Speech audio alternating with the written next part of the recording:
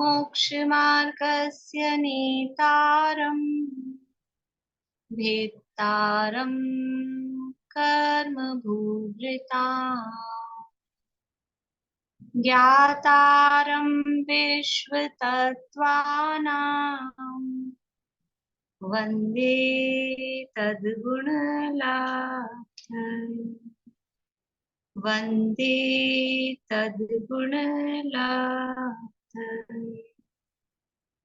मोक्ष मार्ग के नेता एवं कर्म पर्वतों के भेदक और विश्व के सब तत्वों के ज्ञायक चेतन संवेदक सद्गुण आप समान प्राप्त हो यही भावना भाकर देव विनय पूर्वक करूं वंदना बारंबार जिनेश्वर देव बारंबार जिनेश्वर देव।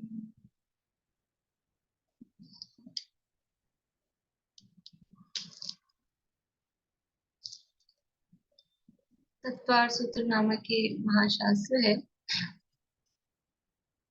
उमा स्वामी आचार्य द्वारा रचित। इसके अंतर्गत तीसरे अध्याय की चर्चा हमने प्रारंभ की है और उसमें लोक का सामान्य स्वरूप हम देख रहे हैं। ये जो लोक है, ये लोक कहाँ स्थित है? लोक कहाँ स्थित है?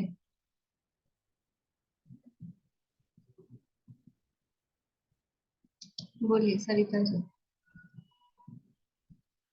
लोक कहाँ स्थित है?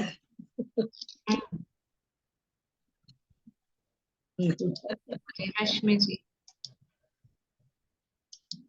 लोक ना हवा के आधार पर स्थित है और चारों तरफ से हवा जो तीनों वातवले हैं, धनोदधी, धन वातवले और तनु वातवले। एक्स्ट्रा ये जवाब भी सही नहीं, मतलब एक्स्ट्रा बता रहे हैं आप। कहाँ स्थित है ये बताना है। बोलिए आयुषी जी। भाभी अनंत आकाश के बीच में। हाँ, अनंत अलोकाकाश के बीच में, अलोकाकाश के एकदम बीच में, आकाश के बीच में वो लोक स्थित है। लोक किसे कहते हैं? लोक किसे कहते हैं? बोलिए पद्मा जी। छह द्रव्यों के समूह को लोक कहते हैं। हाँ, 6 द्रव्यों के समूह को लोक कहते हैं। जहाँ पर 6 द्रव्य पाए जाते हैं उसे लोक कहते हैं। इस लोक को किसने बनाया है? लोक को किसने बनाया है? बोलिए रेखा जी।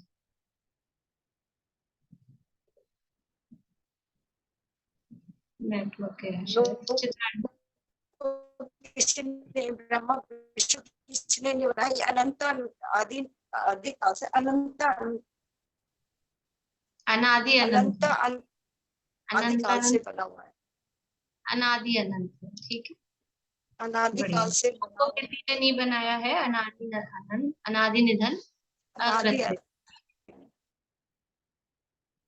लोक के कितने भेद हैं या लोक कितने प्रकार का है? लोक कितने प्रकार के हैं? बोलिए रजनी जी।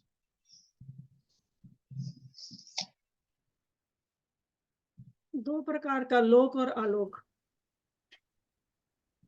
लोक के प्रकार थोड़ी ना हुए, आलोक तो अलग हो गया। लोक के प्रकार बताने। अच्छा, चलिए बोलिए। 3 प्रकार। थोड़ा चाहिए। ये लोक और परलोक। इहलोक और परलोक। और यहाँ पर लोक के कितने प्रकार बताए? आ जाएगा कविता जी बोलिए। लोक एक ही है लेकिन उसको 3 भागों में डिवाइड, 3 भेद किए गए हैं। उर्दू लोक, अधोलोक, मध्य लोक। क्रम क्या रखना है अपने को तीनों का? इसको अधोलोक, मध्य लोक, उर्दू लोक। बढ़िया। यद्यपि लोक एक प्रकार का भी होता है, 2 प्रकार के भी भेद किए गए हैं, 3, 4, 5 हमने देखे थे। अनेक प्रकार से लोक के भेद, लेकिन यहाँ पर लोक को मुख्य रूप से 3 भागों में या 3 प्रकार का लोक कहा गया है, अधोलोक, मध्य लोक और ऊर्ध्वलोक। ठीक है, ये लोक परलोक तो वो अलग टाइप से लोक के हमने भेद किए थे। लोक का आकार क्या है? कोई से भी 2 उदाहरण बताने हैं। लोक का आकार,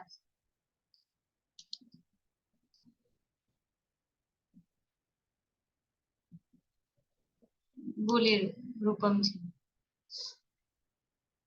दीदी, लोक का आकार पुरुषाकार है। हम्म, मतलब कमर पर हाथ रखे पुरुष खड़ा है उस आकार में। और एक है ग्लास को सीधा फिर उल्टा और फिर सीधा रखा। पहले वाला मृदंग ग्लास, पहला ग्लास सीधा, नहीं, उल्टा। पहला फिर उल्टा। उसके ऊपर सीधा हम्म, और फिर उसके ऊपर वापस से उल्टा। ठीक है, क्या बोलेंगे इसको शब्द? वो पुरुषा का नहीं, एक वो मृदंग के समान मृदंग को भी ऐसे ही रखा।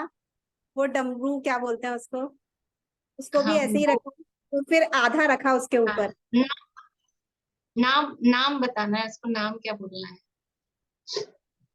दीदी, पुरुष आकार ही बोलते हैं ना, और क्या बोले। पुरुषाकार तो ये हो गया, वो दूसरा जो ग्लास वाला है ना, उस ग्लास वाले के लिए नाम पूछ। चलिए रुकिए, बोलिए अनीता जी। प्रतिष्ठित, सुप्रतिष्ठित, सुप्रतिष्ठित।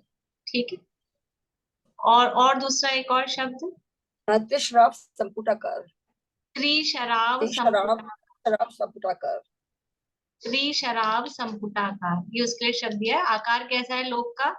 त्रिशराब संपुटाकार, या फिर सुप्रतिष्ठित।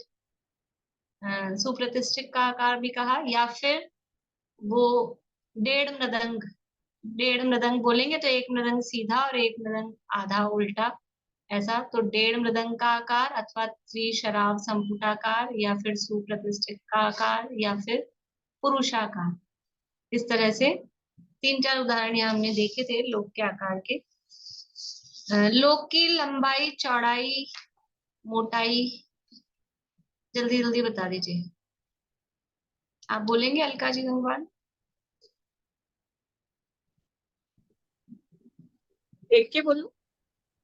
हाँ, देख के बोलो। लंबाई है 14 राजू हम्म, और ऊंचाई है 7 राजू और मोटाई है 3 पॉइंट राजू। टोटल मिला के 343 घन राजू। नहीं, फिर से बोलिए। लंबाई 14 राजू, ठीक है, और फिर लंबाई और ऊंचाई एक ही चीज है? लंबाई और ऊंचाई अलग नहीं है तो मोटाई बताइए। मोटाई, गहराई या मोटाई? मोटाई है 3.5, नहीं, 3.5। मोटाई या गहराई वो है 7 राजू।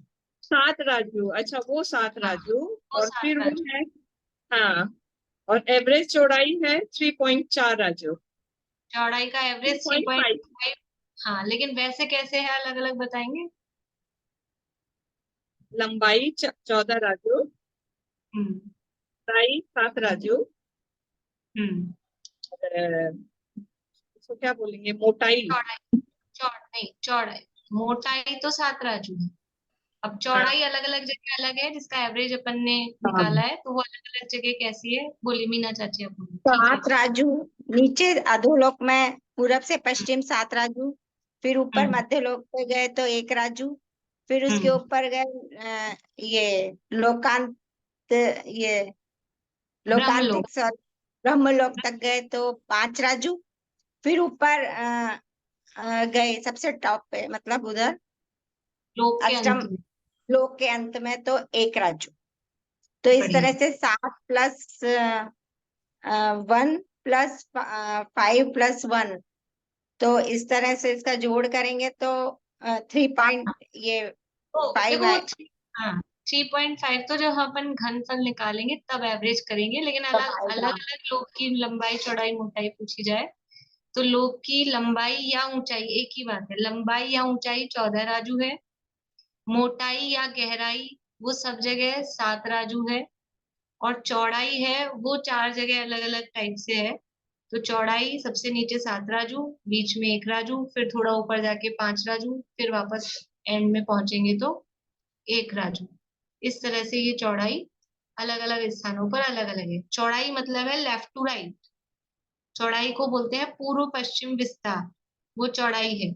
और मोटाई या गहराई को बोलते हैं उत्तर दक्षिण, नॉर्थ साउथ। मोटाई या गहराई को बोलते हैं उत्तर दक्षिण विस्तार, ठीक है। चौड़ाई को बोलते हैं पूर्व पश्चिम विस्तार। और ऊंचाई है ऊपर नीचे का विस्तार, वो ऊंचाई या लंबाई कहलाती है। तो इस तरह से 14 गुणा 7 गुणा वो 3.5 हमने एवरेज निकाल लिया है। तो लोग का घनफल कितना हो जाता है? 343 घन राजू, ये पूरे लोग का घनफल हो जाता है। फिर अभी हमने देखा कि ये लोग है, ये किसके आधार पर है? तभी उन्होंने जवाब दिया था कि ये हवा के आधार पर, वात वलयों के आधार पे लोग टिका हुआ है। और ये वात वलय हैं, ये पूरे लोग को सब ओर से, पूरे सब तरफ से कवर किए हुए लोग। हमने चित्र भी देखा था, यदि एकदम अलोकाकाश में पहुंचकर लोग को देखें तो वो केवल तनु वात वलय वाली लेयर जो है वो हमको दिखाई देती है। तीनों वात वलय का कलर, तीनों वात वलय का कलर क्या क्या है? बोलिए अनुज जी।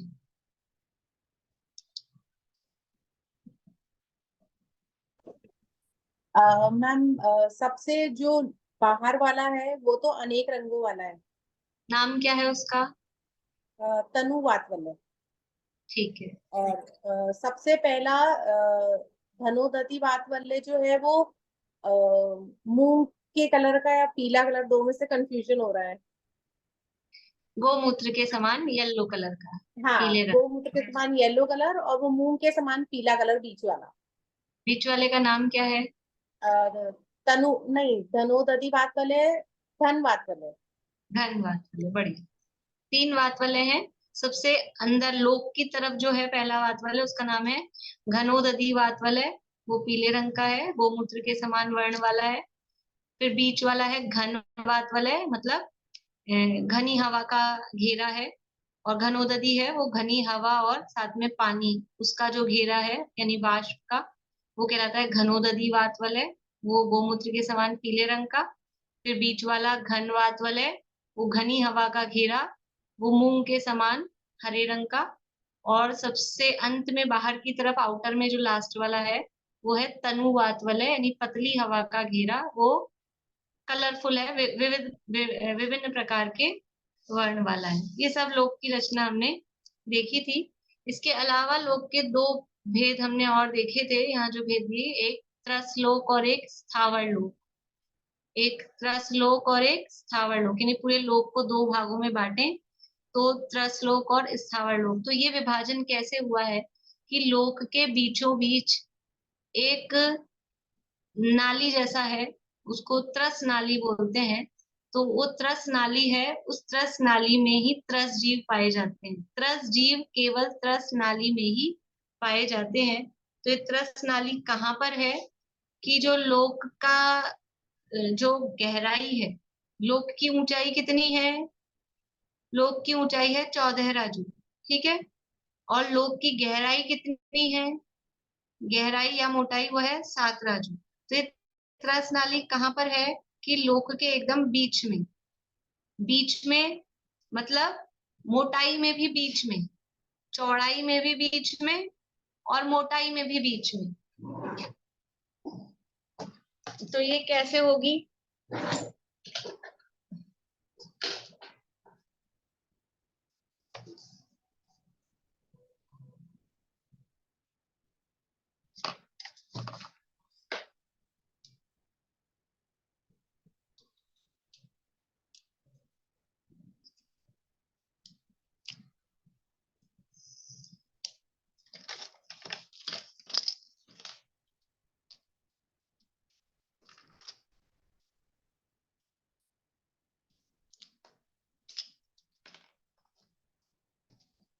देखिए,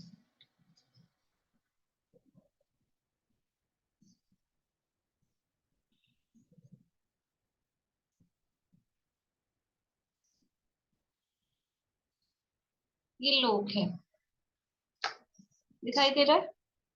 तो ये बीच में एक नाली जैसी हमको दिखाई दे रही है। ये भी अपना क्योंकि हम 2 डायमेंशनल में बना रहे हैं बोर्ड पे, इसलिए भी यहाँ दिखा रहे हैं, फिर भी चित्र आपको दिखाएंगे। तो ये क्या है कि लोक के बीच में है। तो अभी अपन चौड़ाई की तरफ से देख रहे हैं। तो क्योंकि लोक की सबसे मिनिमम चौड़ाई कितनी है, लोक की चौड़ाई सबसे नीचे 7 राजू, बीच में 1 राजू, फिर 5 राजू, फिर 1 राजू, इतनी है। तो लोक की सबसे मतलब जो कम से कम चौड़ाई है वो है 1 राजू की। तो ये जो त्रस नाली है, इस त्रस नाली की भी चौड़ाई कितनी है, 1 राजू। ठीक है, 1 राजू ही इसकी चौड़ाई है। और मोटाई भी कितनी है, मोटाई भी इसकी 1 राजू ही है। 1 राजू चौड़ी, 1 राजू मोटी। लेकिन अब इसकी ऊंचाई कितनी है कि पूरे लोक जितनी है। तो पूरा लोक है 14 राजू, तो इसकी ऊंचाई भी कितनी होनी चाहिए, 14 राजू। लेकिन इसकी ऊंचाई 14 राजू नहीं है, कुछ कम 13 राजू ऊंची त्रस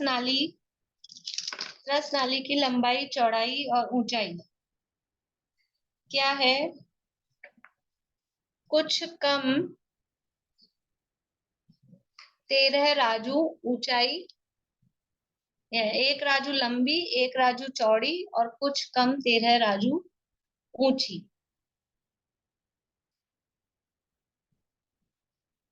ये त्रस नाली की का आकार प्रकार है। अभी ये इसकी लोकेशन कहाँ है, तो देखिए अपन चित्र में देखते हैं इसकी लोकेशन कहाँ है।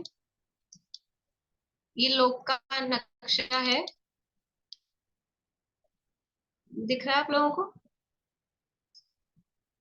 इसमें ये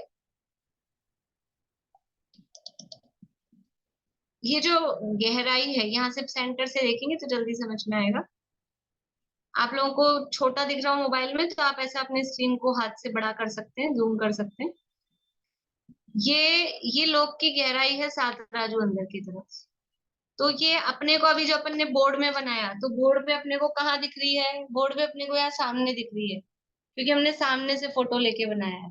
पर एक्चुअल में ये कहाँ है, तो एक्चुअल में है लोक के एकदम बीच में। तो लोक की मोटाई या गहराई जो है 7 राजू, तो उसके 7 राजू के बीच में है ये। तो बीच में कैसे आएगी, 1 राजू बाय 1 राजू की है, 1 राजू ही इसकी चौड़ाई है, 1 राजू ही इसकी मोटाई है। तो 1 राजू बाय 1 राजू है, तो 7 राजू में से 1 राजू माइनस कर दो, तो कितने बच गए, 6 राजू। अब बीच में बनाना है, तो 3 राजू इधर से अंदर जाओ, 3 राजू पीछे से अंदर आओ। तो बीच में 1 राजू बाय 1 राजू की ये त्रस नाली है। 3 राजू आगे बाहर से अंदर चले, 3 राजू, और 3 राजू पीछे से अंदर आए। तो 3 और 3 6 राजू इसमें हो गए, और 1 राजू की ये बीच में त्रस नाली। तो एक राजू इधर से इसकी मोटाई है, 1 राजू इसकी चौड़ाई है, और जो इसकी हाइट है वो हाइट है कुछ कम 13 राजू। तो वो हाइट कुछ कम 13 राजू कैसे है कि जो इसका नाम क्या है, त्रस नाली या त्रस नाड़ी, दोनों शब्द मिलते हैं, त्रस नाड़ी या त्रस नाली। और इसका आकार के लिए उदाहरण अपन दे सकते हैं कि समझ लीजिए कोई ट्यूबलाइट्स आती है ना आजकल, ट्यूबलाइट्स आती है तो वो कवर में आती है। ट्यूबलाइट का कवर होता है, देखा है आप लोगों ने, उसका गत्ते का कवर होता है उसका। तो ऐसे लंबा, जैसे ट्यूबलाइट होती है वो तो राउंड होती है, पर वो उसका जो कवर होता है वो चौकोर होता है। तो वो चौकोर होता है लेकिन लंबा होता है। बस ये त्रस नाली बिल्कुल वैसी ही है कि 1 राजू बाय 1 राजू की तो ऐसा चौकोर है, लेकिन हाइट में 13 राजू, कुछ कम 13 राजू इसकी हाइट है। तो त्रस नाली किसे कहते हैं कि जहां त्रस जीव जहां पाए जाएं, उसे त्रस नाली कहते हैं, या त्रस जीव त्रस नाली में ही पाए जाते हैं। त्रस नाली में, देखो 2-3 वाक्य बोलती हूँ मैं, है ना, सुनना आप लोग। पहली बात, त्रस नाली में त्रस जीव पाए जाते हैं, ठीक है, सामान्य कथन है। फिर त्रस जीव त्रस नाली में ही पाए जाते हैं, ठीक है, हाँ। अब है कि त्रस नाली में त्रस जीव ही पाए जाते हैं। त्रस नाली में त्रस जीव ही पाए जाते हैं, तो इसमें कहेंगे नहीं। त्रस नाली में अकेले त्रस जीव ही नहीं पाए जाते, त्रस नाली में त्रस जीव भी पाए जाते हैं, स्थावर जीव भी पाए जाते हैं, क्योंकि स्थावर जीव तो पूरे लोक में सब जगह हैं, लेकिन त्रस जीव त्रस नाली में ही पाए जाते हैं। अच्छा, कोई ऐसा है क्लास में जिन्हें त्रस और स्थावर का अर्थ नहीं पता? क्योंकि मैं शब्द बोले जाऊं और फिर अर्थ ही नहीं मालूम हो, अपने आप से पता नहीं आप लोग पूछेंगे या नहीं। सबको पता है? जिनके वीडियो बंद है और उन्हें भी कुछ समझ नहीं आता तो कोई बात नहीं, बंद वीडियो में ही पूछ सकती हूँ। लेकिन ऐसा नहीं हो कि कोई शब्द का अर्थ ही नहीं आया, फिर पूरी रामायण यहाँ चल जाए और फिर सोचते रहे कि ये क्या है। ठीक है, सबको आता है?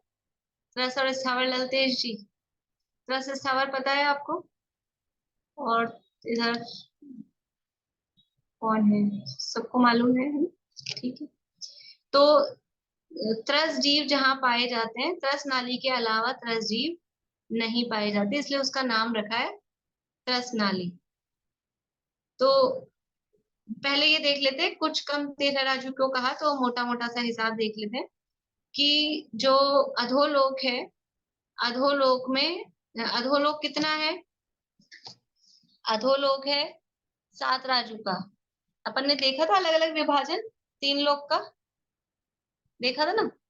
ये यहाँ से यहाँ तक जो अधोलोक है ये है 7 राजू, और यहाँ से ऊपर पूरा है ये 7 राजू। ऊर्ध्वलोक 7 राजू, अधोलोक 7 राजू। फिर मध्य लोक कहाँ गया?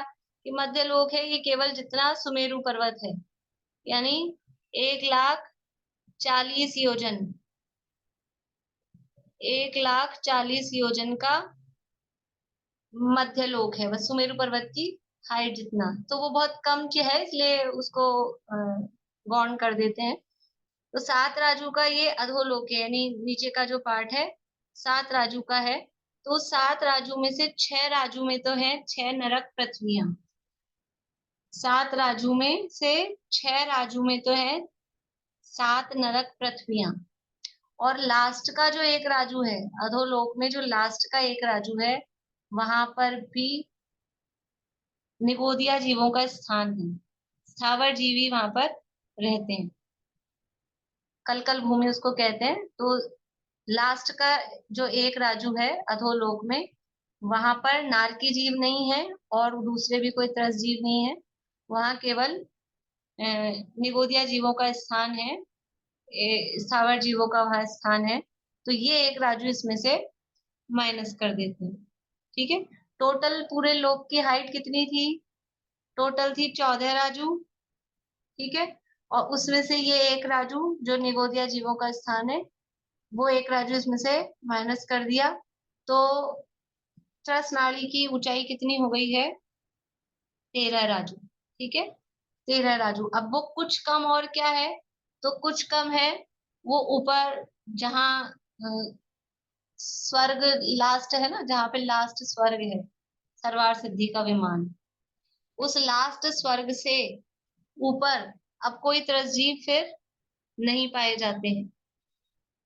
जहाँ अभी ये रचनाएं अपन सब समझेंगे, अभी थोड़ा सा मोटा मोटा सब देख रहे हैं कि ऊपर ऊर्ध्वलोक में स्वर्गों की रचनाएं हैं, तो जहां पर लास्ट है स्वर्ग और अंतिम विमान जो अपन कहते हैं सर्वार सिद्धि, उसके बाद में फिर ऊपर कोई भी त्रस जीव नहीं पाए जाते हैं, सिद्ध शिला है, सिद्ध लोक है बाकी। तो इसलिए ये यहाँ का जो एरिया है वो अपन बाद में करेंगे कैलकुलेशन, वो थोड़ा जो एरिया है वो भी यहाँ से कम करते हैं, तो वो बहुत थोड़ा सा है, कोई योजनों में नहीं है, इसलिए योजना नहीं, सॉरी राजू में नहीं है, योजनों में है, इसलिए उसको कुछ कम में ले लेते हैं। तो कुछ कम 13 राजू ये त्रस नाली की ऊंचाई है। ठीक है, अब आपको किसी को प्रश्न तो नहीं दिख रहा मुझे, तो मैं ही पूछ लेती हूँ। किसी को प्रश्न है? बोले रूपम जी। दीदी आप बोल रहे हैं लास्ट स्वर्ग के बाद त्रस जीव नहीं है, तो निगोदिया जीव तो सभी जगह ठसाठस भरे हुए हैं। तो निगोदिया जीव त्रस है कि स्थावर? स्थावर। तुम त्रस जीवों का निषेध कर रहे हो ना, त्रस जीव नहीं।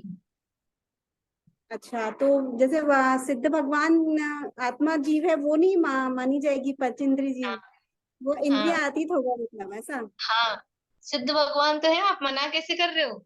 यही तो प्रश्न था। ये आप कह रहे हो कि स्वर्ग के ऊपर, लास्ट स्वर्ग के ऊपर कोई भी त्रस्त जीव नहीं है, तो सिद्ध भगवान है कि नहीं ऊपर सिद्धालय में? वो जीव है कि नहीं है? त्रस्त जीव है कि नहीं सिद्ध भगवान? हाँ कि ना? सिद्ध भगवान त्रस्त जीव है, हाँ या ना?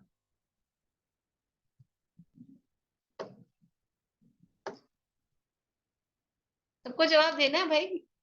मेरे को ही दिखती है खाली आपकी उंगलियां, किसी को पता नहीं चलती। सब सोच के जवाब दीजिए। काफी लोगों के मतलब मिक्स जवाब है, आधे लोगों के गलत है, आधे लोगों के सही है। सिद्ध भगवान त्रस नहीं है। सिद्ध भगवान त्रस नहीं है, तो फिर क्या है? स्थावर है। स्थावर भी नहीं है। त्रस और स्थावर ये क्या है? त्रस और स्थावर ये तो संसारी जीवों के भेद हैं। संसारिणो मुक्ताश्च संसारिणस्त्रस स्थावरा, सूत्र पढ़ के आए कि नहीं दूसरे अध्याय में? त्रस और स्थावर किसके भेद हैं? सब जीवों के नहीं है, संसारी जीवों के भेद हैं। और सिद्ध भगवान कैसे हैं? सिद्ध भगवान तो मुक्त हैं। त्रस होता है, त्रस नाम कर्म के उदय से त्रस होता है। स्थावर नाम कर्म के उदय से स्थावर होता है। सिद्ध भगवान के नाम कर्म ही नहीं है, कर्म ही नहीं बचा कोई, तो वो ना त्रस है ना स्थावर है। इसलिए उनको यहाँ त्रस में नहीं ले सकते। तो त्रस नाली यहीं तक कही जाती है, तो वो कुछ कम यहाँ से किया जाता है, ठीक है। तो कुछ कम यहाँ से, एक राजू नीचे से कम, तो टोटल जो त्रस नाली की हाइट है वो कुछ कम 13 राजू, वो उसकी हाइट है। और एक राजू बाय एक राजू लंबी, एक राजू चौड़ी, नहीं एक राजू मोटी, एक राजू चौड़ी, और कुछ कम 13 राजू ऊंची। इस तरह से ये त्रस नाली की का एरिया है। बाकी बाहर क्या है? बाकी पूरे लोक में देखो, त्रस जीव यहीं पाए जाएंगे इतने एरिया में। बाकी सब जगह त्रस नाली में भी और बाहर भी पूरे लोक में कौन पाए जाते हैं? स्थावर जीव। सब जगह कहाँ तक पाए जाएंगे? पूरे लोक में कहाँ तक पाए जाएंगे स्थावर जीव? लास्ट पॉइंट क्या होगा उनको पाए जाने का? बोलिए अर्चना जी। त्रस जीव का पूछा ना आपने कि त्रस कहाँ तक पाए जाएंगे? स्थावर स्थावर ऊपर सिद्ध शिला तक पाए जाएंगे, नीचे भी स्थावर जो बताया आपने एक राजू का, वो चौड़ाई में कहाँ तक पाए जाएंगे? स्थावर तो इधर भी चौड़ाई में पूरे में पाए जाएंगे। पूरे मतलब क्या? आपको कोई पॉइंट मतलब बताना है? पूरे लोकाकाश में, पूरे लोकाकाश में पाए जाएंगे। कोई लैंडमार्क बताना है? कोई जगह लोकेशन बतानी है, यहाँ तक पाए जाएंगे? बोले रेणु जी। पूरे वात वलय तक 343 घन राजू, वात वलय तक। तनु वात वलय तक, लास्ट तक। लास्ट पॉइंट क्या है? लोक का कवर तो बाहर में तनुवात वलय से है ना, तो पूरे तनुवात वलय तक। तनुवात वलय बोल रहे हैं ना, वात वलय का मतलब ही क्या है? हवा का घेरा हुआ है, नहीं वायु का एक जीव वहां पर है। तो स्थावर जीव लोक में, पूरे लोक में सर्वत्र, सर्वत्र ऊपर नीचे इधर उधर दाएं बाएं सब जगह स्थावर जीव सब जगह पाए जाते हैं। और त्रस जीव केवल त्रस नाली में ही पाए जाते हैं, ठीक है। ये एक सामान्य कॉमन बात हो गई। लेकिन इसके 3 अपवाद हैं। 3 अपवाद हैं कि त्रस जीव त्रस नाली के बाहर भी मिल जाएं। 3 इसके अपवाद हैं, बोलो फिर। भाभी ये मध्य लोक में स्थावर वाला नहीं होगा? स्थावर लोक जो है वो मध्य वाले में नहीं होगा? हाँ, वो उसका एरिया अलग से नहीं है, क्योंकि वो उसमें कवर हो गया ना पूरा बीच में, वहां जगह नहीं है। बाकी स्थावर मध्यलोक में भी है ही सब जगह तो। हाँ नहीं, वो तो है, पर वो स्थावर केवल लोक। स्थावर, हाँ केवल हाँ स्थावर लोक को मानिए। तो 3 अपवाद को छोड़कर त्रस जीव त्रस नाली के बाहर कभी नहीं पाए जाते। कभी नहीं पाए जाते। 3 अपवाद क्या हैं वो हमने यही तत्वार्थ सूत्र में कहीं पढ़े थे पीछे, चौथे अध्याय में।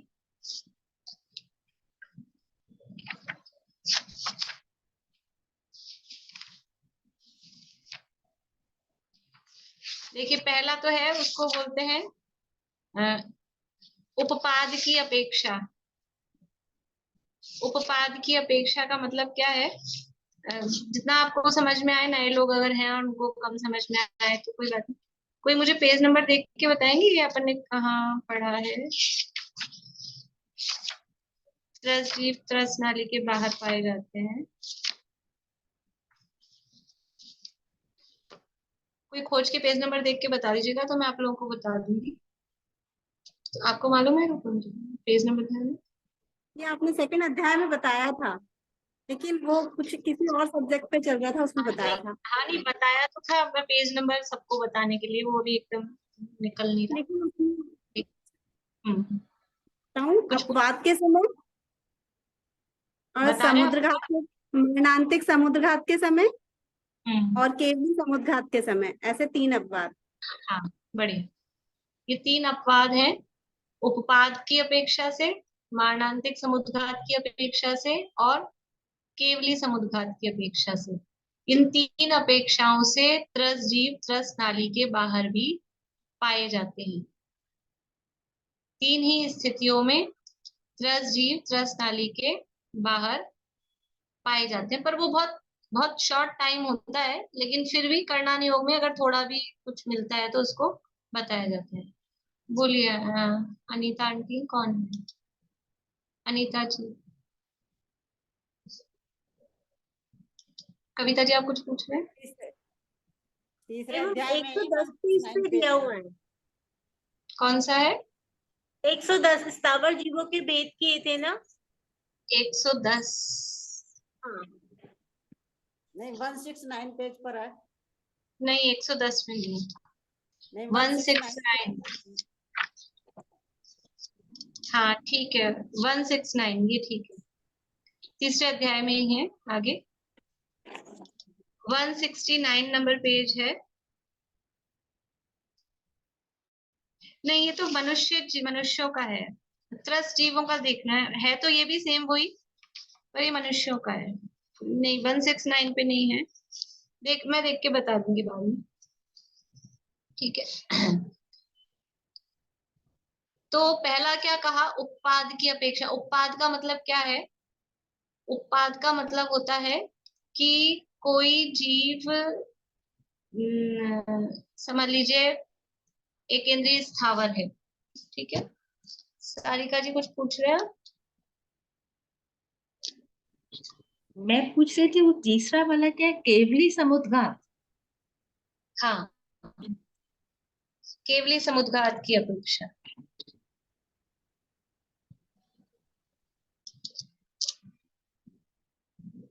देखिए कोई जीव यहाँ पर है, मान लीजिए स्थावर लोक में, यहाँ स्थावर लोक में है ना, यहाँ कहीं भी त्रस नाली के बाहर में है, और उसको जन्म लेना है त्रस नाली में, अब त्रस बनना है, ठीक है।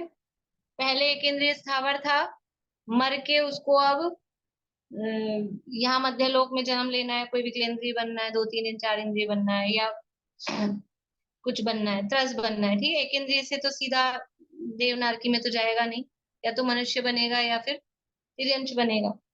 तो यहाँ से उसको जन्म लेना है त्रस नाली में, तो यहाँ उसका मरण हो गया, ठीक है। अब मान लो यहाँ आके जन्म लेना मध्य लोक में, तो कैसे जन्म लेगा? अपन ने विग्रह गति के नियम पढ़ रखे हैं दूसरे अध्याय में। यहाँ से ऐसा डायरेक्ट यहाँ आ जाएगा क्या 1 सेकंड में, मतलब एक समय में? नहीं आएगा। कैसे आएगा? अनुश्रेणी गति सूत्र पढ़ा था अपन ने, श्रेणी के अनुसार हो गया तो यूं जाएगा यूं आएगा, है ना, इस तरह से जाएगा। तो अब वो यहाँ मर गया, यहाँ मर गया, अब उसको ये मोड़ा लेके आना है। तो जब वो यहाँ मरा और यहाँ तक का एरिया जब कवर कर रहा है, तो जैसे ही मरता है ना जीव, मरते ही अगले भव की आयु चालू हो जाती है, उसका नाम भी वही पड़ जाता है जो उसका अगला भाव, जो आयु उसकी चालू हो गई, ठीक है। तो ये जीव मर गया, यहाँ भी स्थावर था, अब मान लो उसको चींटी बनना है, समझ लो, तो अब उसको आयु कौन सी चालू हो गई है, वो चीटी वाली, और उसका नाम भी अब क्या कहलाएगा, ये चीटी है। ठीक है, तो चीटी कितने इंद्रिय जीव होती है, उंगली से बता सकते हैं? 3 इंद्रिय होती है। मतलब त्रस है कि स्थावर है? त्रस है, 3 इंद्रिय है मतलब त्रस है। ठीक है, तो यहाँ ये जीव मरा 1 इंद्रिय, और उसको अब चीटी बनना है, यहाँ उसकी आयु चालू हो गई है इसी एरिया में, तो यहाँ पर अब वो चीटी हो गया है। तो यद्यपि ये भी विग्रह गति है, शरीर नहीं बना है, चीटी जैसा कोई आकार प्रकार नहीं आया है, लेकिन उसको चीटी के जो भी कर्म के उदय हैं विग्रह गति से संबंधित, वो चालू हो गए हैं। और यदि किसी से पूछा जाए भी इसका नाम क्या है, तो इसको चीटी ही कहेंगे। तो चीटी होती है त्रस। अब है अभी कहाँ पर, है अभी स्थावर लोक में ही, तो इसको बोलते हैं उपपाद की अपेक्षा से त्रस जीव त्रस नाली के बाहर मिला। उपपाद मतलब जन्म, अपने शब्दों में बोलेंगे जन्म की अपेक्षा। जन्म यद्यपि अभी नहीं हुआ, लेकिन वो मर के आए, इसलिए उसको लिए उपपाद वर्ड है। उपपाद की अपेक्षा से कोई त्रस जीव त्रस नाली के बाहर मिला, यानी यहाँ था स्थावर, यहाँ उसका मरण हुआ, उसको त्रस नाली में जन्म लेना है, लेकिन अभी पहुंचा नहीं वहां तक, अभी बाहर ही है। ये तो अपने को 1 डायमेंशनल में ऐसा लग रहा है इतना पास है, लेकिन वो कितनी दूरी है, 3 राजू है कम से कम इधर, 3 राजू इधर छोड़ा है, 3 राजू इधर छोड़ा है, बीच में है ना त्रसनाली, त्रसनाली तो सेंटर में है। ये बोर्ड पे तो अपने को ऐसा दिख रहा है, तो इसलिए वो जो इतनी दूरी वो जो कवर करता है एक समय के लिए, तो वहां पर वो त्रसनाली के बाहर त्रस जीव पाया जाता है। दूसरा है मारणांतिक समुद्घात। मारणांतिक समुद्घात क्या होता है कि कोई जीव मरने वाला है, और मरने वाला है लेकिन मरने के अंतर्मुहूर्त पहले, अंतर्मुहूर्त का मतलब है मैक्सिमम पौन घंटा, मैक्सिमम है बहुत ज्यादा है वो, लेकिन अपन मोटा मोटा समझ लो। तो मरने के अंतर्मुहूर्त पहले कभी कभी ऐसा हो जाता है, मतलब उसमें कोई कर्म का उदय या कोई जीव की इच्छा या चाहने से ऐसा नहीं होता है, अपने आप ही कोई सहज प्रक्रिया है नेचुरल। तो कभी कभी किसी जीव का ऐसा होता है कि वो मरने वाला है, और मरने के अंतर्मुहूर्त पहले उसके आत्मा के प्रदेश इस शरीर में रहते हुए ही, शरीर में रहते हुए ही शरीर से बाहर निकलते हैं, कुछ प्रदेश इसमें भी रहते हैं और बाहर भी फैलते हैं, और उस जगह तक जाकर उस जगह को टच करके आते हैं जहां उसको जन्म लेना है, और टच करके आते हैं और फिर वापस मूल शरीर में आ जाते हैं, और फिर इतने में मरण हो जाता है। ऐसा नहीं होता फिर वो आके कोई बता देगा कि कोई पूछ लेंगे आप कहाँ जा रहे हो कि क्या है, ऐसी कोई स्थिति नहीं है। लेकिन बाय नेचर बाय चांस किन्हीं किन्हीं जीवों का ऐसा होता है, उसको बोलते हैं मारणांतिक समुद्घात। मारणांतिक यानी मरण के अंत में होने वाला, समुद्घात का मतलब है मूल शरीर को छोड़े बिना आत्मा के प्रदेशों का शरीर से बाहर निकल जाना, उसको बोलते हैं समुद्घात। देखिए कुछ लोग है ना बिल्कुल ऐसे सीधे सीधे बैठे बैठे सुनते हैं प्रवचन की जैसे, तो थोड़ा हाथ में कॉपी पेन रखें, अभी तो वैसे ही अपनी ये चल रही है बात, तो क्या आलस भी नहीं आएगा, और कुछ नोट करने की चीज होगी, कोई नई बात लगे तो नोट भी कर सकेंगे। और वरना क्या है कि टिक के अगर बैठ जाएंगे, दिन का टाइम है, तो फिर आलस आ जाएगा, समझ में नहीं आ रहा होगा तो और जल्दी आ जाएगा। बोलिए सुमन जी, कुछ पूछ रहे हैं?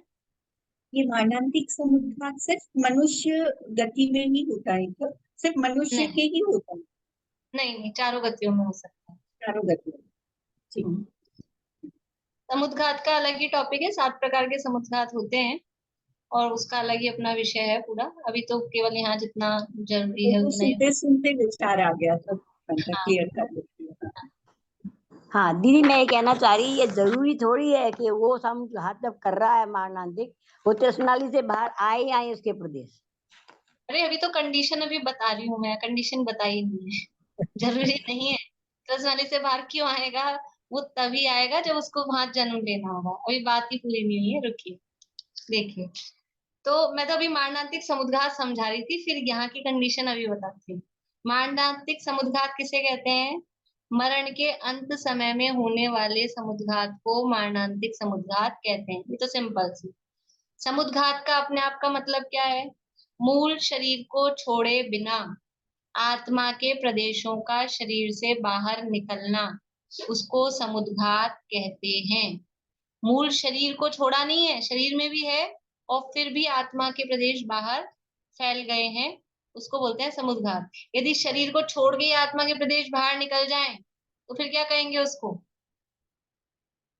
फिर क्या कहेंगे? फिर तो मरण कहेंगे, फिर तो मर ही जाएगा ना, शरीर छोड़ के निकल गया तब तो मरण हो जाएगा। लेकिन शरीर को नहीं छोड़ा है, शरीर में भी है और बाहर भी फैल गए हैं, तो उसको कहते हैं समुद्घात। 7 प्रकार के होते हैं, वो चर्चा अलग है। तो मरणांतिक समुद्घात ये है, मरण के अंत समय में, मरने से अंतर्मुहूर्त पहले जिस जीव को जहां जन्म लेना है वहां तक आत्मा के प्रदेश जाके फैलते हैं, उस जगह को टच करते हैं और फिर लौटकर मूल शरीर में आ जाते हैं। तो इस प्रोसेस को बोलते हैं मरणांतिक समुद्घात। अब कंडीशन क्या है, यहाँ पर कैसे हो रहा है? त्रस जीव, अपने को क्या देखना है? त्रस जीव त्रस नाली के बाहर पाया जा रहा है। तो कोई त्रस जीव है यहाँ पर, कोई मनुष्य तिर्यंच है, अब उसने खोटे काम किए, पहले तो था त्रस, मनुष्य तिर्यंच था, समझ लो पंचेंद्रिय भी हो सकता है, बाकी और 2 इंद्रिय 3 इंद्रिय भी हो सकते हैं, लेकिन त्रस था, लेकिन खोटे काम किए, तो अब क्या बनने वाला है वो? एक इंद्रिय स्थावर। त्रस पर्याय पुण्य के उदय से मिलती है कि स्थावर पर्याय पुण्य के उदय से मिलती है? त्रस पर्याय पुण्य के उदय से मिली, लेकिन खराब काम करे तो स्थावर बने तो पाप का उदय। तो अब वो स्थावर बनने वाला है मर के। अब वो त्रस था यहाँ पर और उसको मर के यहाँ जन्म लेना है स्थावर लोक में। तो विनीता आंटी अब देखिए, अब उसको जन्म यहाँ लेना है, अब उसका मरणांतिक समुद्घात होगा, तो ये त्रस जीव इसके आत्मा के प्रदेश कहाँ तक फैलेंगे? जहां जन्म लेना है वहां तक फैलेंगे। जन्म लेना है स्थावर लोक में, अगर उसको मर के स्थावर भी बनना हो और स्थावर भी त्रस नाली के अंदर का ही बनना हो, यही अगल बगल में कहीं पेड़ पौधा में, तब नहीं उसको कहेंगे कि त्रस जीव त्रस नाली के बाहर पाया गया। ये कंडीशन है, स्पेशल कंडीशन, कि त्रस नाली के अंदर वो त्रस जीव था और उसको मर के स्थावर लोक में स्थावर जीव बनना है जाके, एरिया वो ही है, उसका स्थान वो है। तो स्थावर लोक में जाकर जब अगर उसको स्थावर बनना है और वो मरणांतिक समुद्घात कर रहा है, तो अभी क्या है? अभी मरा नहीं है ना, अभी मरा नहीं है, तो अभी क्या है? त्रस है कि स्थावर? जब तक जिंदा है तब तक त्रस है कि स्थावर है? हीरा जी समझ में आ रहा है कि नहीं? ये उंगलियों में जवाब देने पड़ते हैं, ये उंगलियां होती है ना, हाँ, इनको टेक के नहीं बैठना है। सरिता जी आपकी उंगली ऊंची करिए, दिख नहीं रही। हाँ, मुझे अटेंशन चाहिए, सोने नहीं दूंगी मैं किसी को। वैसे कोई नहीं सो रहा है, मजाक कर रही हूँ खाली, थोड़ी सी सोता कोई नहीं है। ठीक है, बढ़िया, सबका जवाब सही है। अभी क्या है? अभी है वो त्रस, अभी त्रस है, और वो किस जगह पहुंच रहे हैं उसके आत्मा के प्रदेश? अभी जीवित अवस्था में, जिंदा ही है, अभी मरा नहीं है। आत्मा के प्रदेश पहुंच गए स्थावर लोक में, क्योंकि उसको यहाँ जन्म लेना है, यहाँ टच करके आना है। तो इस स्थिति में ये मरणांतिक समुद्घात जब चल रहा है, इस समय ये त्रस जीव कहाँ पाया गया? त्रस नाली के बाहर। ठीक है, तो ये दूसरी कंडीशन हो गई मरणांतिक समुद्घात के समय। कितनी देर के लिए होता है? कुछ कुछ समय है बस, अंतर्मुहूर्त बोल दो, वो इतनी देर तो वो पूरा नहीं लगता है, और थोड़ा सा टाइम भी। बाकी इसके अलावा ऐसे नहीं दिन 2-4 घंटे दिन भर पाया जाए, ऐसा नहीं है। आप कुछ पूछ रहे हैं रूपम जी? मतलब वो अब तो वही जन्म ले रहा है ना, जन्म नहीं ले रहा नाली है, के अभी मरने के अंतर्मुहूर्त पहले का काम हो रहा है। जन्म लेगा, मर के जाएगा, तब नहीं कहेंगे। जब मर के वहां पहुंच जाएगा ना, तब तो स्थावर जीव ही है, फिर त्रस जीव नहीं है, अभी मरा नहीं है। देखो, अगर अभी जो अपन ने पहले वाली कंडीशन देखी थी ना, उत्पाद वाली, पहली कंडीशन में क्या किया था? यहाँ के जीव को मरा के यहाँ जन्म दिला रहे थे। समझ में आ रही बात? थोड़ा सा मतलब ध्यान से सुनेंगे ना तो कंफ्यूजन नहीं होगा, नहीं तो लगेगा कभी इधर से मरा रहे हैं, कभी उधर से मरा रहे हैं, एक सी तो बात है, क्या दिक्कत है? थोड़ा थोड़ा सा ध्यान से देखिए। पहला था उत्पाद की अपेक्षा, उसमें हम यहाँ के जीव को मरण करा के यहाँ जन्म दिला रहे थे। तो ये जीव था उस समय स्थावर, उस समय तो स्थावर था, लेकिन मरते ही वो क्या बन गया था, मरते ही उसकी आयु चालू हो गई थी त्रस की। तो वो त्रस जीव यहाँ पहुंचा नहीं था, यहीं तक था, इसलिए उसको कहा त्रस नाली के बाहर पाया गया। ठीक है ना, क्योंकि वो मरते ही उसका नाम हो गया त्रस, उसकी आयु चालू हो गई त्रस की। अभी क्या कर रहे हैं, अभी यहाँ त्रस जीव है, उसको मरा नहीं रहे, उसका मारणांतिक समुद्घात हो रहा है, तो वो आत्मा के प्रदेश फैल रहे हैं जीवित अवस्था में, वो त्रस नाली के बाहर जा रहे हैं। ये मारणांतिक समुद्घात की अपेक्षा है। अब अगर इस कंडीशन को हम उपपाद वाली फर्स्ट वाले की तरफ देखें कि यहाँ जीव मरा और यहाँ जन्म ले रहा है, तब वो त्रस नाली के बाहर पाया जा सकता है क्या, कि यहाँ मरेगा और उसको बनना है स्थावर, तो यहाँ मरते ही उसकी चालू कौन सी हो गई आयु, स्थावर की, स्थावर की चालू हो गई ना, तो वो यहाँ पहुंचेगा भी तो त्रस नाली के बाहर, तो स्थावर जीव ही पाया गया ना, त्रस जीव थोड़ी ना पाया गया। तो दीदी इसलिए जैसे इसलिए वो वाली कंडीशन नहीं बनाएंगे, कंडीशन यही वाली बनाएंगे, यहाँ स्थावर था, ये मर के यहाँ उसको जन्म लेना है फर्स्ट वाले में, उपपाद वाले में, तब वो त्रस नाली के बाहर पाया जाएगा। और मारणांतिक समुद्घात में यहाँ त्रस था, मर के उसको यहाँ जन्म लेना है, और वो आत्मा के प्रदेश यहाँ जाके छू रहे हैं, तब वो त्रस जीव त्रस नाली के बाहर पाया जा रहा है। जीव, ये जो एकेंद्रीय जीव जो घूमते रहते हैं, तो ये त्रस नाड़ी में प्रवेश नहीं कर सकते? कर सकते हैं ना, एक मना किया ही नहीं है, त्रस नाड़ी में स्थावर जीव पाए जाते हैं। नहीं, त्रस जीव जैसे त्रस नाड़ी के बाहर जन्म हुआ, तो अब वो त्रस नाड़ी में प्रवेश नहीं कर सकते, जैसे वो घूमते रहते हैं पूरे लोक में। ये स्थावर जीव कर सकता है, मनाही नहीं है, पर वो तो स्थावर है ना, स्थावर तो त्रस नाड़ी में भी, अभी मैंने शुरू में ही कहा था, 3 वाक्य आपको बोले थे ना, कि त्रस नाड़ी में त्रस जीव ही रहते हैं, इसका जवाब क्या होगा, ना। त्रस नाड़ी में त्रस जीव भी रहते हैं, स्थावर जीव भी रहते हैं, तो स्थावर जीव तो पूरे लोक में सब जगह रहते हैं। बात किसकी चल रही है, बात चल रही है केवल त्रस जीवों की। त्रस जीव त्रस नाड़ी में ही पाए जाते हैं, उसके बाहर नहीं, और ये केवल 3 कंडीशंस, वो भी बहुत शॉर्ट पीरियड के लिए।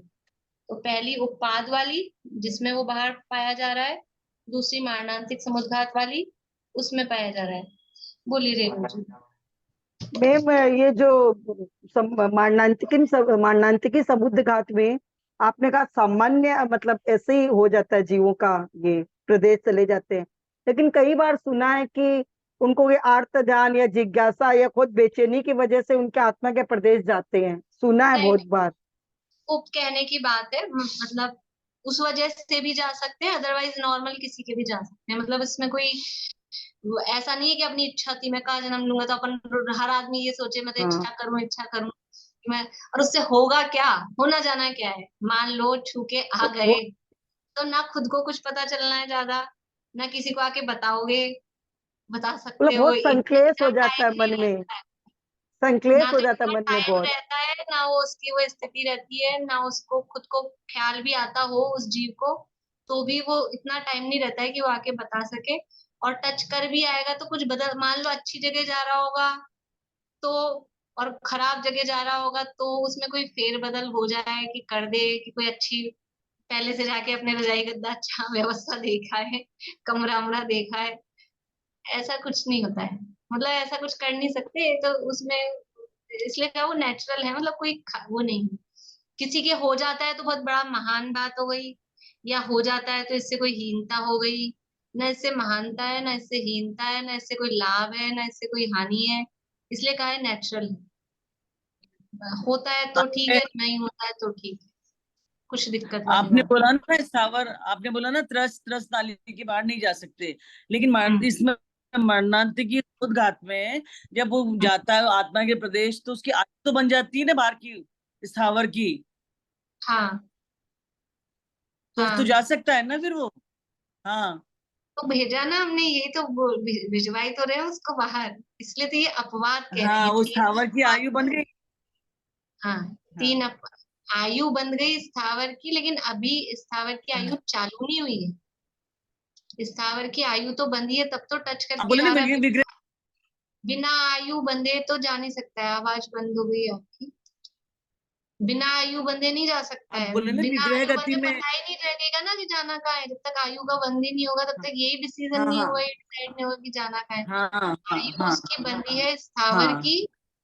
बन गए। स्थावर स्थावर की आयु बंधी है, लेकिन स्थावर की आयु चालू नहीं हुई है। आयु अभी त्रस की ही चालू है। आप लोग प्रश्न समझ रहे हैं और उत्तर समझ रहे हैं कि नहीं पता नहीं मुझे। कितना लोगों को कितना पकड़ में आ रहा है। आयु तो उसकी बंधी है स्थावर की अगले भव की, लेकिन अभी वर्तमान में स्थावर की आयु चालू नहीं हुई है। अभी जब मारणांतिक समुद्घात हो रहा है उस समय उसकी आयु त्रस की ही चल रही है। तब तो त्रस जीव त्रस नाली के बाहर पाया गया है। ठीक है ना, समझ में आ रही बात? ठीक है, जिसको जितना समझ में आया और नहीं समझ में आया तो थोड़ा दोबारा से एक बार आज रिकॉर्डिंग सुन लीजिएगा थोड़ी। अगर जो अपने आप को खुद को ही समझ में आएगा कि हमको समझ आया कि नहीं आया, कि हमने पहले पढ़ा है कि नहीं पढ़ा है, ऐसा। देखिए तीसरी कंडीशन। तीसरी कंडीशन क्या है? केवली समुद्घात। बोलिए भाई साहब, क्या कह रहे हैं आप? अभी जो प्रश्न आया था ना, तो हमें लगता है उनको मरणांत की समुद्घात और मरण ही पता चल रहा है। एक्चुअली मरणांती समुद्घात मरण से पहले की अवस्था है ये। हाँ, इसलिए वो इसीलिए मैंने आयु विग्रह अभी गति का चालू जो नहीं। हाँ विग्रह गति का जो नाम ले रहे हैं ना जो है, तो वो तो विग्रह गति मरण के बाद होती है। ये मरण से हाँ पहले की अवस्था है मरणांती समुद्घात, हाँ ऐसा। हाँ, बढ़िया। मरणांतिक समुद्घात है वो मरने से पहले होता है। ठीक है ना? और फिर उसमें और कंडीशंस है, लेकिन स्टार्ट होता है वो मरने से पहले। अब तीसरी कंडीशन है केवली समुद्घात की अपेक्षा। तो समुद्घात का वही अर्थ है, क्या अर्थ बताया अभी समुद्घात का? समुद्घात का क्या अर्थ बताया अभी?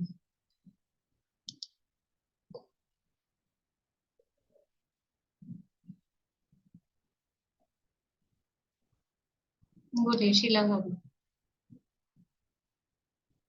मूल शरीर को छोड़े बिना आत्मा के प्रदेश को शरीर से बाहर निकलना समुद्घात कहलाता है। बढ़िया। मूल शरीर को छोड़े बिना आत्मा के प्रदेशों का शरीर से बाहर निकलना वो समुद्घात कहलाता है। तो जो ये समुद्घात है इसका नाम है केवली समुद्घात। ये केवली भगवान के आत्मा के प्रदेश भी बाहर निकलते हैं उनके मूल शरीर से, तो वो कहलाता है केवली समुद्घात। ये कब होता है और क्यों होता है?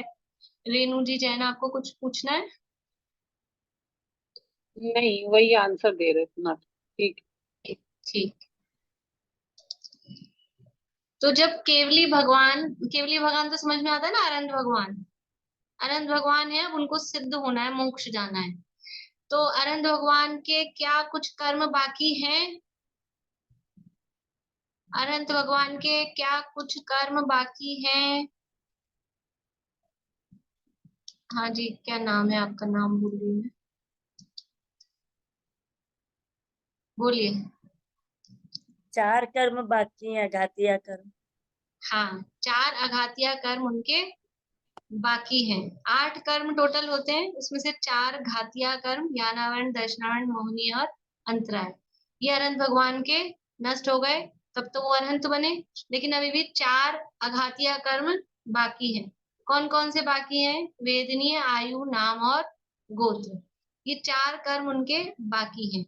अब क्या है कि सारे चारों कर्म एक साथ खत्म हो, तो वो खत्म हो जाए तो सिद्ध बने। सिद्ध दशा में कोई कर्म साथ ले जा सकते हैं कि थोड़ा बहुत कुछ तो ले जाए? कि वहां तो एक भी चीज साथ जाएगी नहीं, तो सारा यहीं पे खत्म करके जाना पड़ेगा।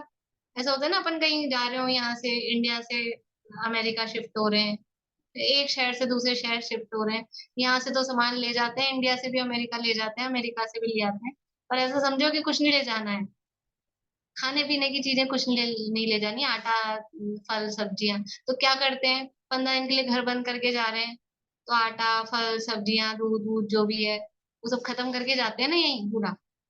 ये फ्रिज में रख के जाएंगे ये सब्जियां, कि 15 दिन बाद आए तो मिल जाए, कि नहीं? तो ऐसा सारे कर्म यहीं खत्म करके जाने पड़ते हैं, मतलब तभी सिद्ध होते हैं। तो अब ऐसा हो कि उनके सारे कर्म है, तो क्या सबकी स्थिति बराबर हो, सबकी जो हाइट है कर्मों की, जो हाइट मतलब सबकी स्थिति, जैसे आयु बची है मान लो उनकी, अभी उदाहरण में दे रही हूँ पर बाद में वापस बदलेंगे अपन, आयु बची 2 साल की, ठीक है, और वेदनीय कर्म की स्थिति बची 5 साल की, नाम कर्म की स्थिति बची है 10 साल की, गोत्र की बची है 8 साल की, अब आयु 2 ही साल की बची है, ठीक है, तो 2 साल बाद आयु पूरी, तो आयु पूरी हो जाएगी, तो फिर वो वेदनीय नाम और गोत्र वो कर्म तो बचे हैं ना, अभी कोई 5 साल का है, कोई 8 साल का है, कोई 10 साल का है, तो फिर क्या होगा, ये इनकी तो आयु पूरी हो जाएगी, तो ये तो खत्म, और फिर वो 3 कर्म किसके आधार से रहेंगे, और वो कर्मों को खत्म किए बिना सिद्ध हो नहीं सकते, तो फिर रहना पड़ेगा उनको, तो बिना आयु के कैसे टिके रहेंगे। समस्या समझ में आ रही है भाई? ये कोई एक कॉमन सी बात है कि सब चारों कर्मों की स्थितियां एक सी हो, ये कोई जरूरी नहीं है, कोई किसी की स्थिति ज्यादा होती है, किसी की स्थिति कम होती है, ऐसा ही होता है, कोई कितना बंधा था, कोई कितना बंधा था, सब अलग अलग टाइप से बंधे हुए थे, तो ये चारों कर्मों की स्थितियां एक लेवल में नहीं होती। तो जब ऐसा होता है कि उनकी आयु तो बची है अंतर्मूर्त की, अंतर्मूर्त समझ में आता है, मैक्सिमम अपने शब्दों में बोलते हैं 48 मिनट पौना घंटा, पर वो बहुत कम होता है, पर बोलने के लिए अपन वो उत्कृष्ट वो ही लेते हैं। तो आयु बची है उनकी अंतर्मूर्त की, और वेदनीय नाम और गोत्र की स्थितियां मतलब उनका टाइम पीरियड वो बचा है ज्यादा, कोई 2 साल का, कोई 4 साल का, कोई 10 साल का। अब क्या करें, तो इन सब की स्थिति बराबर करने के लिए केवली भगवान को ये समुद्घात होता है, उनके आत्मा के प्रदेश फैलते हैं, और उस समुद्घात के प्रोसेस में वो सारी स्थितियां सब एक लेवल में आ जाती हैं, ठीक है, तो उसको बोलते हैं केवली समुद्घात। तो क्या होता है कि सबसे पहले वो 4 उसके स्टेप्स होते हैं केवली समुद्घात में। सबसे पहले भगवान कहाँ विराजमान होंगे, लोक में भगवान कहाँ विराजमान होंगे, अनंत भगवान ऊर्ध्व लोक में, अधोलोक में कि मध्य लोक में, कहाँ होंगे, मध्य लोक में ही होंगे, अनंत मनुष्य है मध्य लोक में, ढाईदीप में यही होंगे, तो वो मध्य लोक में यहाँ विराजमान है, पद्मासन में है अथवा खड़गासन में, समर्षण में विराजमान है, गंधकुटी में विराजमान है। अब उनके आत्मा के प्रदेश फैलते हैं, तो सबसे पहले फैलते हैं दंडाकार, डंडे की जैसा ऊपर से नीचे पूरे लोक में, जहां वो बैठे हैं, तो उनके जैसे मान लो बैठे हुए हैं, तो शरीर से लेकर सीधे ऊपर और नीचे अधोलोक में और ऊर्ध्वलोक में, पूरे लोक में फैल जाते हैं। तो अभी लोक में फैले हैं, तो त्रसनाड़ी के बाहर पहुंचे हैं कि त्रसनाड़ी में ही है, त्रसनाड़ी के अंदर ही है कि बाहर चले गए हैं, अभी तो अंदर ही है, अभी तो यहीं फैले ना ऊपर नीचे सीधा। अब उनकी मोटाई को 1 राजू जितनी तो है नहीं, और 1 राजू से बाहर इधर निकलेंगे तो वो तो है नहीं, ठीक है। ये हुआ पहला स्टेप दंडाकार, एक समय में काम होता है। फिर दूसरा होता है कपाटाकार, दूसरे समय में क्या होता है, फिर वो आत्मा के प्रदेश थोड़े खुलते हैं, जैसे दरवाजा खुलता है ना, ऐसे 2 पार्ट वाला दरवाजा हो ऐसे खुलता है, अभी तो ऐसे फैले थे। फिर थोड़ा लेफ्ट राइट में भी आत्मा के प्रदेश फैलते हैं, ठीक है, तो लेफ्ट राइट में आत्मा के प्रदेश फैलते हैं, तो इधर बाहर निकलते हैं।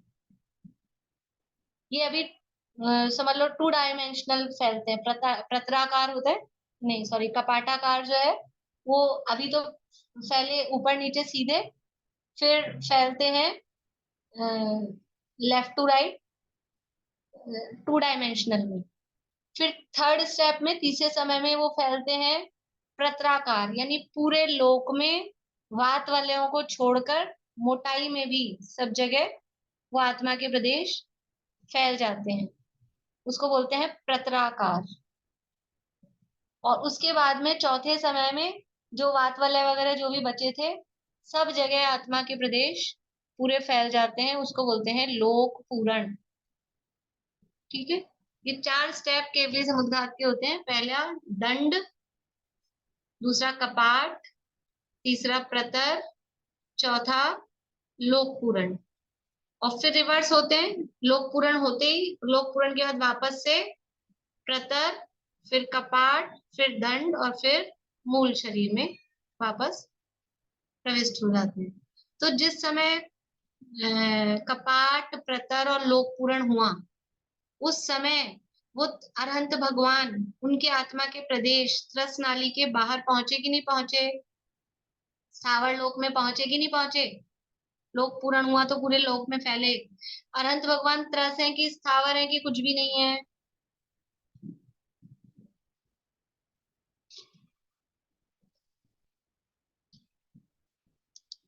बढ़िया, लगभग सब जीव लोगों का सही जवाब आ रहा है।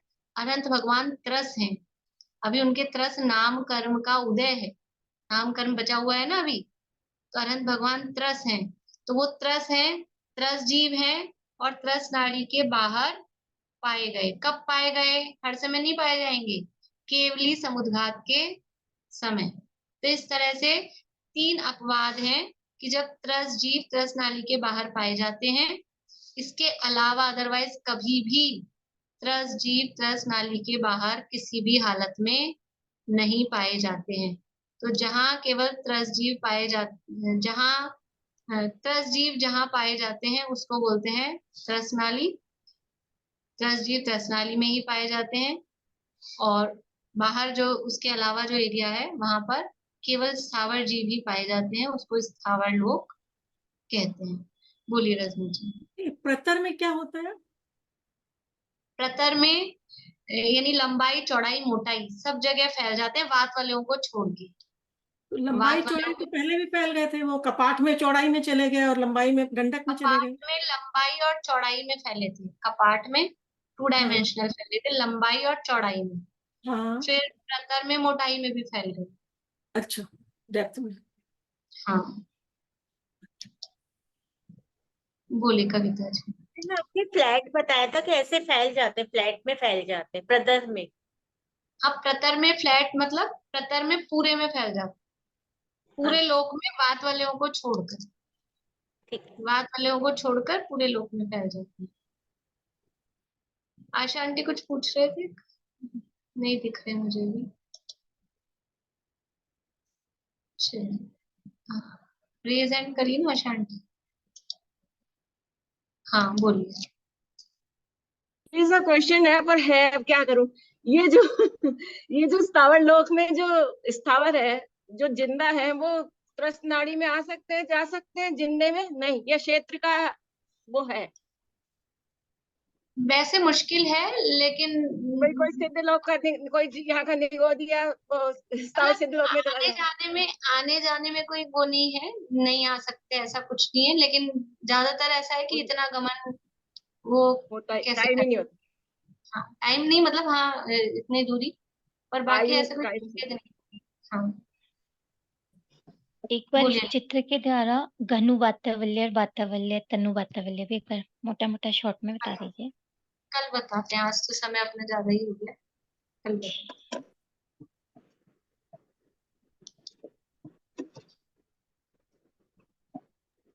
अभी आशा जी ने क्वेश्चन पूछा कि त्रस नाली में स्थावर जीव आ सकते हैं कि नहीं आ सकते। तो स्थावर जीव तो रहते ही हैं चारों ओर, तो त्रस नाली में भी रहते हैं ना वो। रहते हैं। इनका प्रश्न ये था कि कोई जिंदा है वहां से चल के ट्रेवल करके इधर से उधर आ जाए, तो ऐसा वो प्रश्न था उनका। बाकी तो रहते तो है ही, रहने में तो कोई विषय नहीं। मैंने कहा तो रहते ही है ना। हाँ चलो चिन्वाणी स्तुति।